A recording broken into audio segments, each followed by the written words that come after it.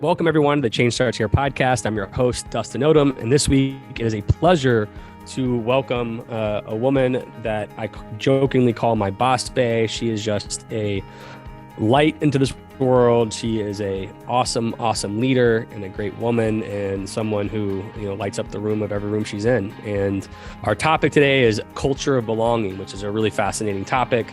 I know in some areas it might be politicized, but the goal is, just as Tia says within this conversation, is to help build stronger, authentic relationships and have the adults and kids fully be themselves and bring their best selves to get the best work done they can possibly do.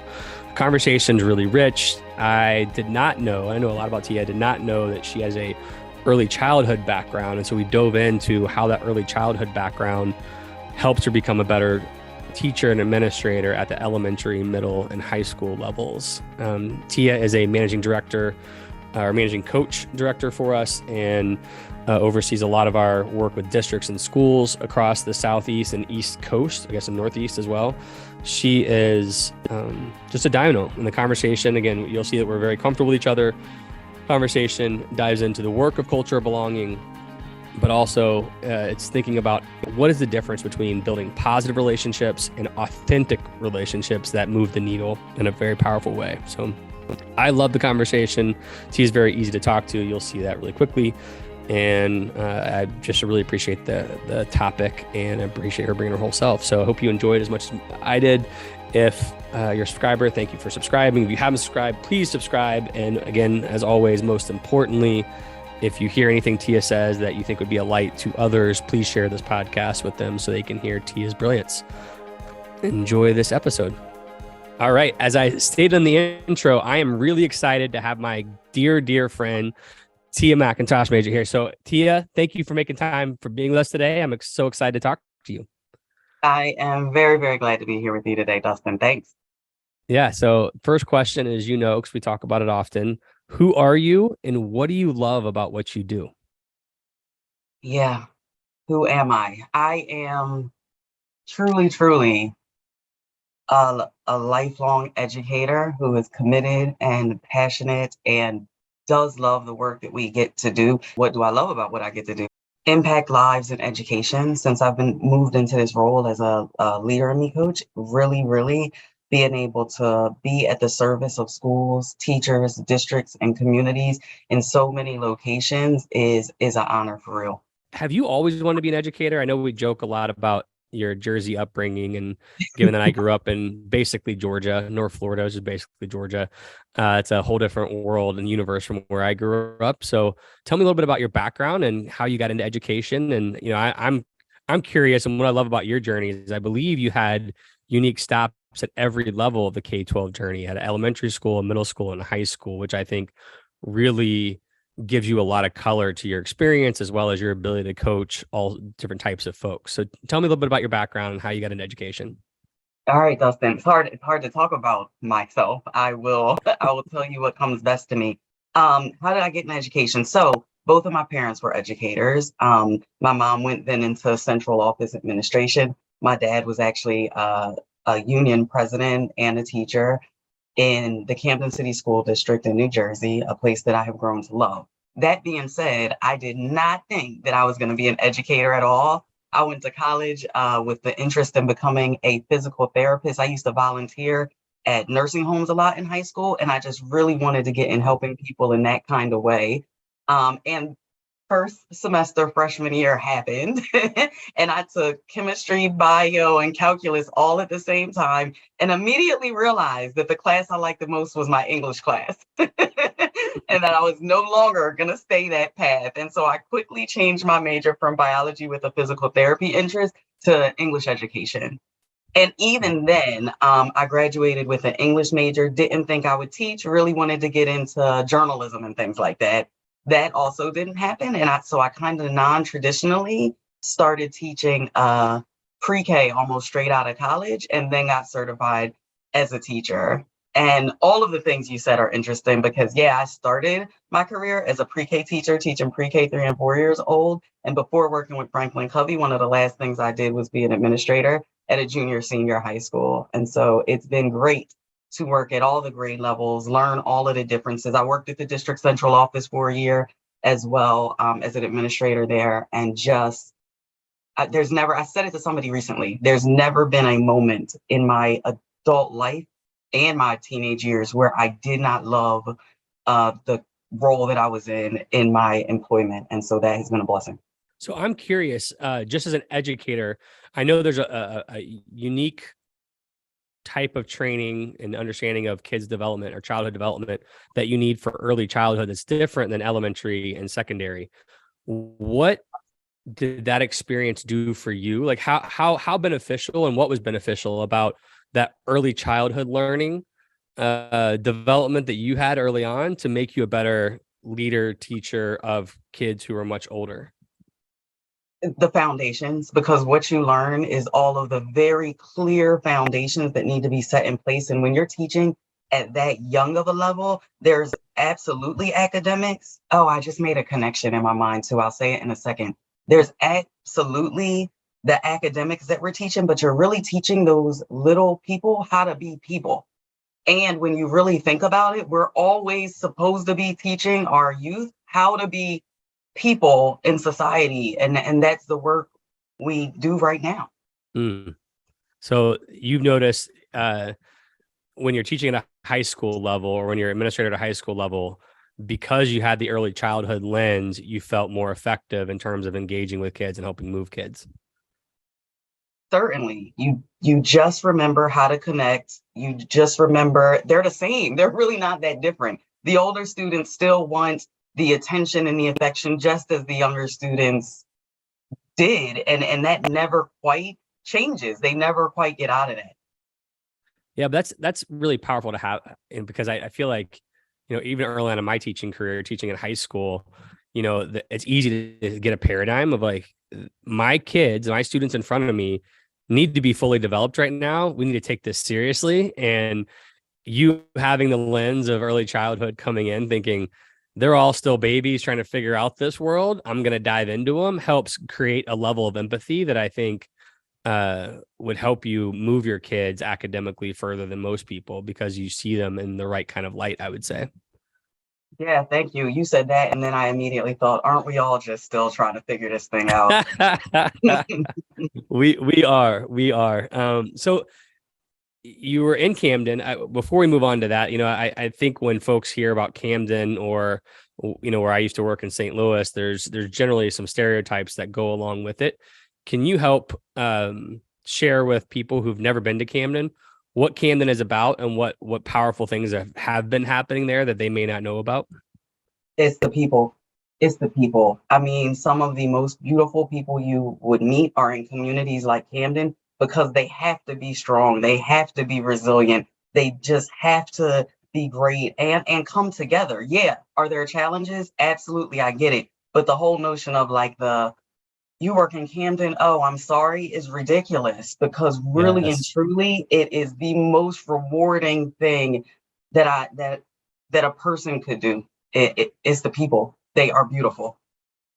Yeah, it's funny you say that. Even in St. Louis, sometimes you're like, "Oh, you worked with the city schools." Oh man, I'm thinking I wouldn't want to be anywhere else. My kids are the most amazing kids ever.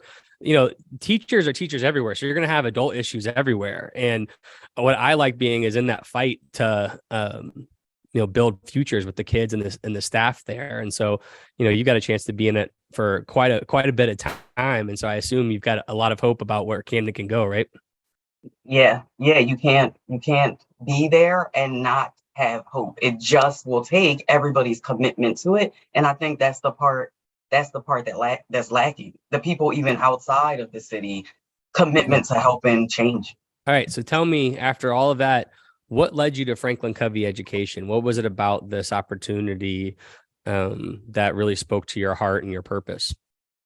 Yeah, I was really interested in just using my skill sets in a different way. I love professional learning. I love educating adults. And so part of the allure was that for me. But then I'm not from, like you said, I came from New Jersey. I now am in Georgia and started working in FranklinCovey here. And I am not from a background in Leader in Me school. I just love leadership. and love working with adults. And so I think our interview process can be pretty rigorous from internally. We joke about it a lot. But the thing that happens during it is that one is you start reading all of the books, you're learning everything. And every single time you meet a new group of people that are interviewing you over that span of time, you get more and more intensely committed to getting into the role, because you know those are the people that I want to be on a mission with. And that is really what drives me even today. Yeah, it's funny you say that. I mean, I think, I've been here 12 years now, and the interview process hasn't got much shorter. But what I appreciate about it is that we don't aim to have a lot of turnover as an organization. We want people to be with us for a long time. And so part of the benefit of going through a long interview process and meeting a lot of folks are you're getting a chance as the interviewee to decide if you want, like, if this is the right fit for you. And then once you get here, you've developed probably, 5 to 10 friends that you wouldn't have had otherwise before you started. And so it's funny that you also had that experience. And I know people that you're hiring are having that experience now. So hopefully they recognize as they get here, it's somewhere that they can be for a long time with you, right? Yeah, for sure. My leader, Shelly, often says, we're not interviewing you. That's not the only thing happening here. Candidate, you are to interviewing us. We have to be a fit for you. We have to be great. Yeah, I love that. All right. So we're here today to talk about a culture of belonging. I know it's an area that you have a lot of passion about. Can you just first start by defining to you or to our work, what does it mean to have a culture of belonging? Yeah, simply put, having a culture of belonging is having a place where people can show up authentically as who they are, and in that, contribute their best selves. So it's really the product. Belonging is the product of the work people do to build inclusivity. Belonging is the product of the work people do to create a diverse experience. People can just show up, be who they really are, and perform at their best. So why it's going to sound crash, but like, why is that important? I run into folks in education recently who have been very passionate about saying, in the school, we want to focus on, just the reading, writing, arithmetic, the traditional, the classics, right? Why would we worry about trying to create a culture of belonging? I think it's exactly what I just said, because in a space where people belong, they really can contribute their best selves. So they speak up more, they engage more. That part, they're fully engaged in that moment. Yep. Students, if they have a space of belonging, and staff for that matter, can just perform at the highest level. And isn't that the goal of school? Isn't that the goal Yeah. of us being employed in schools and education in the first place? Yeah. One of the reasons, and I've talked about this before, just our personal lives, but one of the reasons I came to FranklinCovey Education for me, and Leader Me particularly, is thinking about, most of the schools that I worked in, if you were at the top of the list where you're getting great grades, you're in sports, you're in band, you're in honor roll, all those things, or you're at the bottom of the list, you're coming to us all the time or on a potential dropout list, we knew you. Well, administrators, we knew you.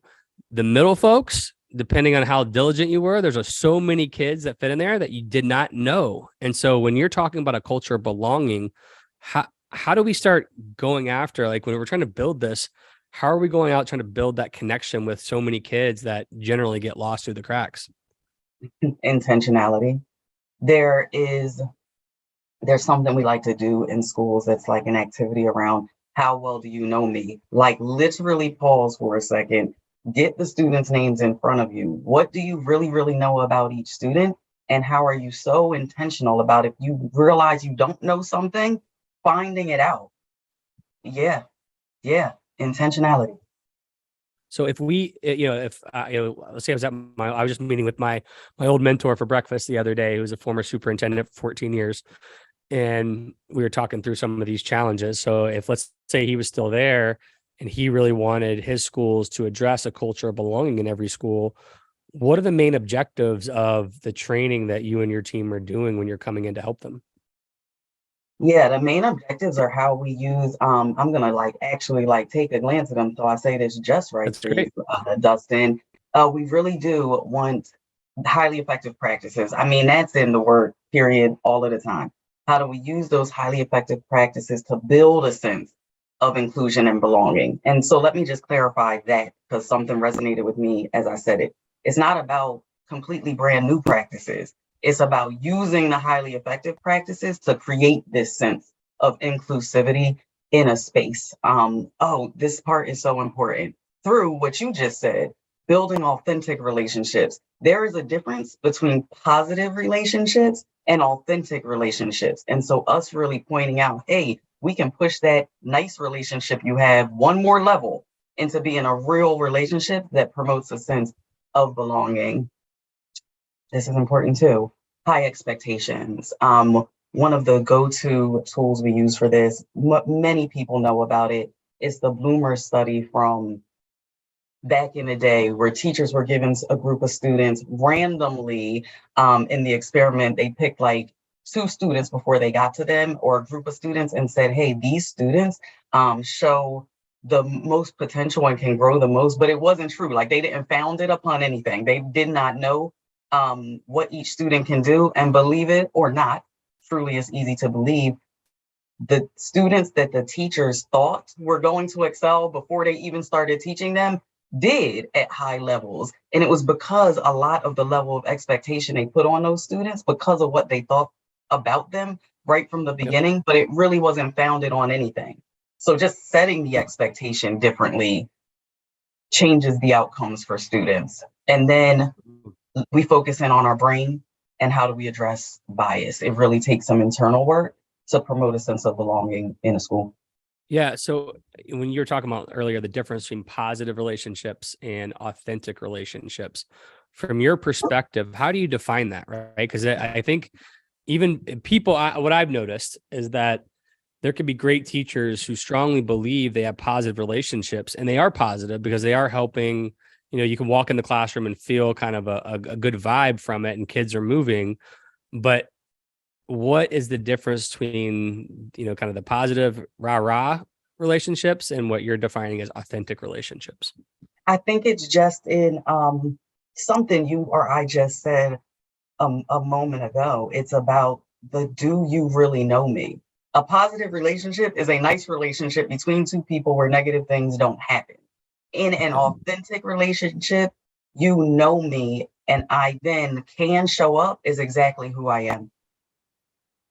Yeah, I think about a couple of my students, early on, because I came from a background of unique privilege in my own right, coming to St. Louis public schools and having a student that I loved, and he just would not show up consistently, and I could not figure out why. Then eventually his best friend could tell my heart was trying to really know him and figure out how I could serve him. And he told me, well, his mom moves to like basically motel to motel every couple of weeks. He has a little brother that he has to take to school, and sometimes he has to go figure out how to make money so that they can have dinner that night. And so that authentic relationship opened it up, and then they got to understand it. But that's hard to build. So what are some strategies that you've seen help when teachers are trying to build, even at the end of the school year, when people are listening to this, or as they're preparing for next school year? What are some of those key strategies that you encourage people to do to start building real authentic relationships with their kids? Yeah. Yeah, it's having those conversations. I think one strategy that just will make perfect sense to everybody is to have deeper conversations, like where you're really trying to know the students' goals, their hopes, their dreams. I mean, that could sound like cheesy to some people, but it's really true. Like, that's how we build authentic relationships. Something we also know is that it's past the doors of the school. So the family, the caregivers, who are they? And do they trust you? And do you have a environment of trust built up around them? And then I think the other thing that I would say, Dustin, is around, we talk a lot in this work around EBAs, emotional bank account deposits. In positive relationships, they're general. We do some nice things and we make EBAs, but in authentic relationships, they are specific and directly suited to make a very clear deposit into a particular individual, and that it happens regularly. That's really powerful. I think just thinking about people that I work with, I'm like, man, when you have 3 young kids and life moves fast, it's easy to go on cruise control and have the positive EBA deposits versus the true authentic deposits. And so that's a good reminder. How much work of this is about the adults modeling it and doing it at their level before it's about kids? All of it. All of this work is inside out. All of this work takes adult, not just, I mean, modeling it, yes, but Dustin, like living it, not just Yeah. doing things, but this is who we are. This is how we engage. We make specific EVAs. Trust is not a thing that just happens naturally. Yes, it's important to extend trust naturally, but trust is something that is a skill that can be worked upon. And so, how do the adults in a space work very intentionally to create a trusting space where they can talk straight, be themselves, and extend that trust to other people is something you have to practice. And it does inside out. So I'm curious for adults and then for kids in a second. One example I think about of a principal who was really trying to get this part right. And sometimes I think he was misunderstood, but I knew his heart of trying to really reach out to people. He created, because he had a large school, he created a dashboard for himself of different types of deposits he can make with people, from a text to a conversation in person to a call to a card to something.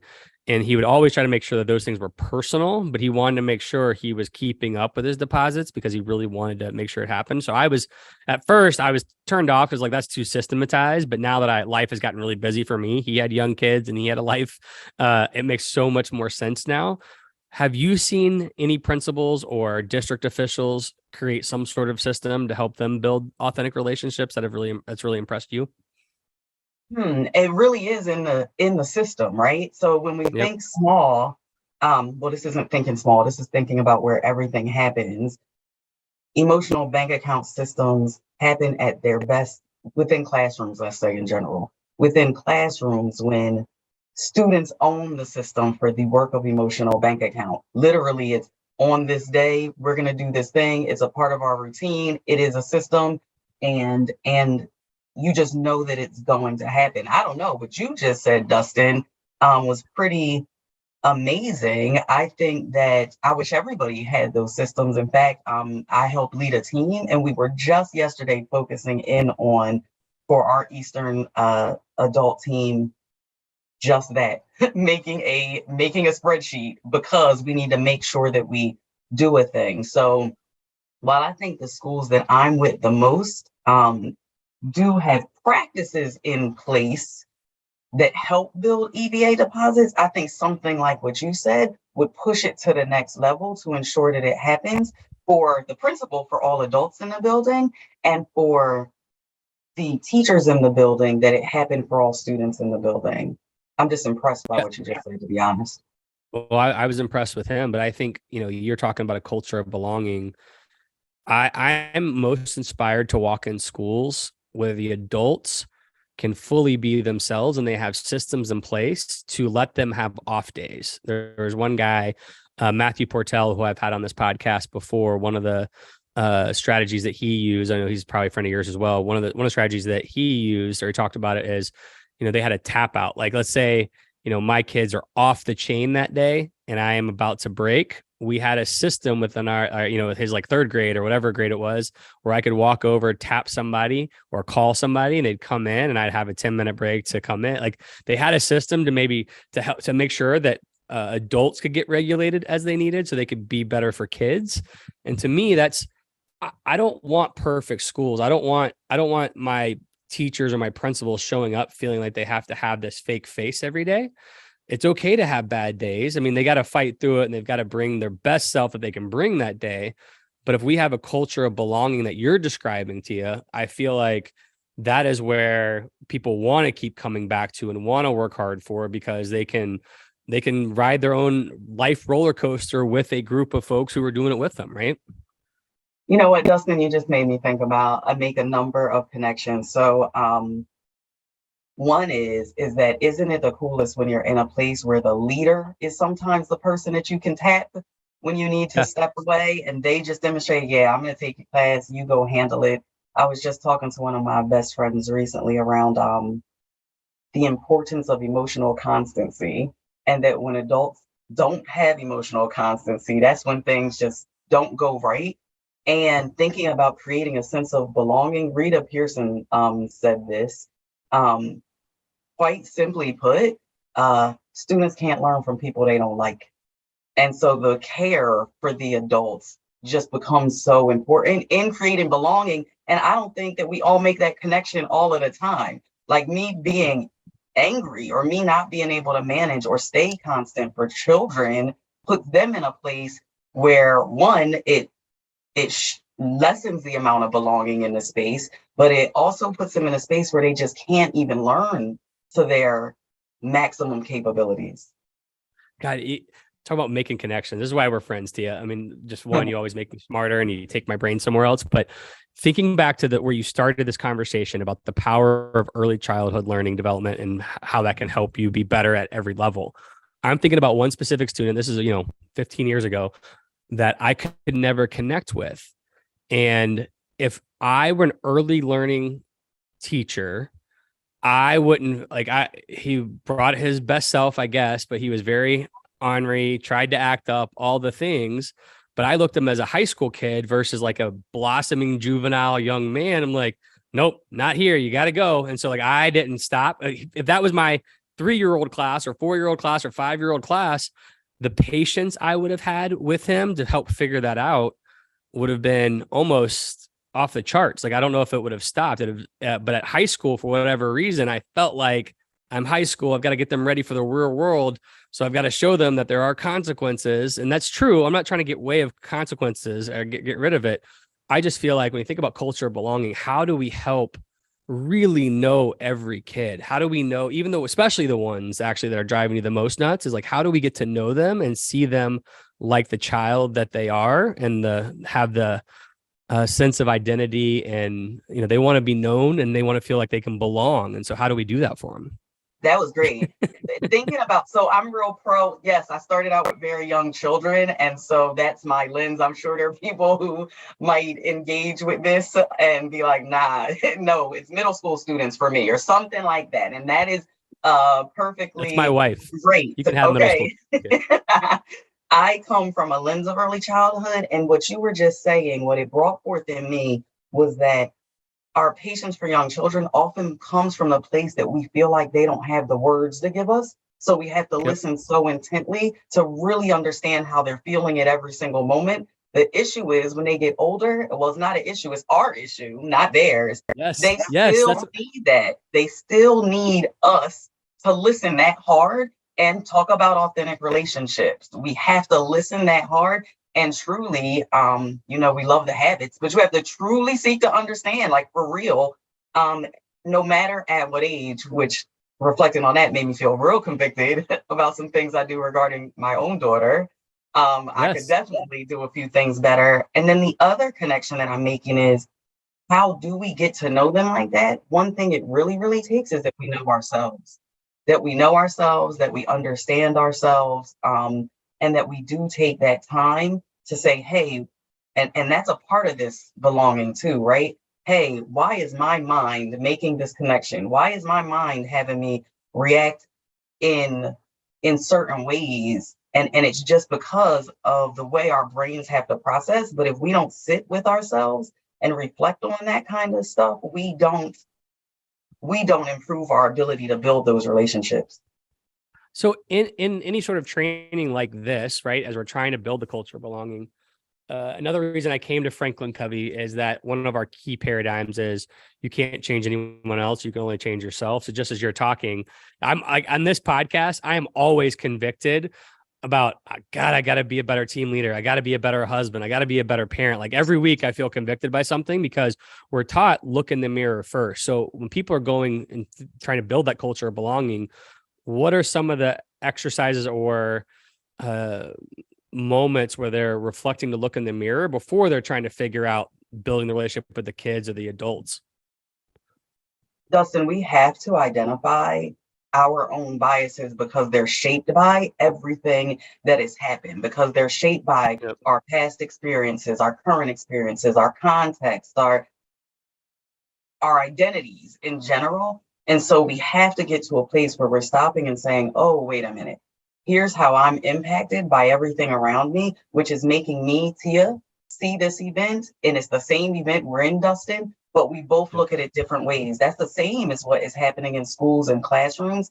And it really is a space of self-reflection. I'll throw out there a stat that I love, and I hope I have it just right, but something like it's just the way the brain works, and just emphasizing that is important. We take in like 11 million, I think, pieces of information in each moment, this moment, this moment, this moment. Our brain can filter 40 of those. So what must we do? We must fill the gaps. Like we have to fill in the space, and we do that through, oh, my past experience tells me this, or this is what I've seen before. And we might not always be completely accurate to the situation. And I think the work is in acknowledging that, knowing that there's nothing bad about it. A bias is a preference. We all have them, but it comes from our natural brains trying to fill in the gaps as we move forward throughout life. We have to know that. We have to care about it. I appreciate where your head's at. I mean, I know that we won't dive into it because I know bias can be, kind of a big political buzzword right now. But like you said, when I look in the mirror, like at my kids, right? Like I've got biases as an adult now. When I look at them that I don't understand, or if I don't slow down to recognizing that my point of view is the adult world versus the kid world, to really listen to them, then I miss the boat, right? So if our goal is to really connect, a mentor of mine told me this before I went in education, and he keeps coming back to it now, which is people have two big needs: to be fully loved and to be fully known. And so how do you help people feel fully loved all the time, whether they deserve it or not, and be fully known in a way that like they don't have shame, right? Like they can just be themselves, and that self is their best self and their worst self. They just want to be fully known. And so when I think about what you've described of culture of belonging, those two truths for me are what help guide me. Am I missing anything on that? Would you add anything to that as you hear me say that? Well, one is I had to stop and write that down. Fully loved and fully known. Yes. Belonging is a basic need. Like we have to have it to really make it through this life. And all I think that I want to add to that, Dustin, is it's just, let's rest in the definition and then one particular thought. The definition is a bias is a preference for or against the thing. It's a preference. It's a preference. We don't think preference is a terrible word to use. We just have to, we all have preferences and we know it. And that's exactly what it is that we're talking about in this work that we're doing to create belonging, period. And the second is, we say it over and over again. If you have a brain, you have bias. If you have a brain, you have a preference, right, Dustin? I've got preferences, yes. You definitely do. And we all do. And it's because we have a brain. So when we really take to what it is we're really, really talking about, it doesn't have to be a buzzword. It's just a fact. It's just a part of who we all are. So before we get to our final rapid fire questions, if someone, and you may repeat the same thing you said earlier today, but if someone's asking, why should I do this? Or should I embrace a relationship partnership with Tia or FranklinCovey Education coaches and consultants to have a culture of belonging or help me build a culture of belonging, what would you say to them? I would say, if you want the positive desired results that you want in your school and organization, creating a sense of belonging creates a space where people function authentically and at their highest levels. And isn't that what we're all seeking? That's awesome. For those people who have never met this woman, Tia, she lights up every room that she is in. And what I appreciate about you the most, Tia, is one, I mean, your presence is just known. That's why you and I laugh about it when we're just at a superintendent's conference together. It's just funny for a lot of reasons. But you have a really cool balance of boldness, right? Where you say what you mean and feel, but you have a sensitivity to really try to understand people, understand what's not being said, that I just appreciate. I mean, it is a joy to work with you and engage with you, especially on the toughest stuff. I've told a few people internally recently how much I love solving tough problems with you, because one, we can just say what we feel and say what we mean. And we assume the best in people and try to find something, find a way to honor people. So when I think of this content and how you've described it, I would just want to say that I think you are the perfect person for this, because I think you fight to live it every day and you inspire people to live it every day. So I just thank you for bringing your head and heart to this conversation. Thank you, Dustin. Back at you from the first time we ever talked, because we were leaders together and forming that relationship. I was like, this is great. We engage the same way. We're going to be able to be our authentic selves in our partnership. So thank you. I feel the same. For better or worse. All right, Tia, last rapid fire questions. Let's let everybody get out of here. So first question, and don't think I'm not talking 7 habits, but what's a habit or discipline that you utilize every day or on a regular basis to help you be the best version of yourself?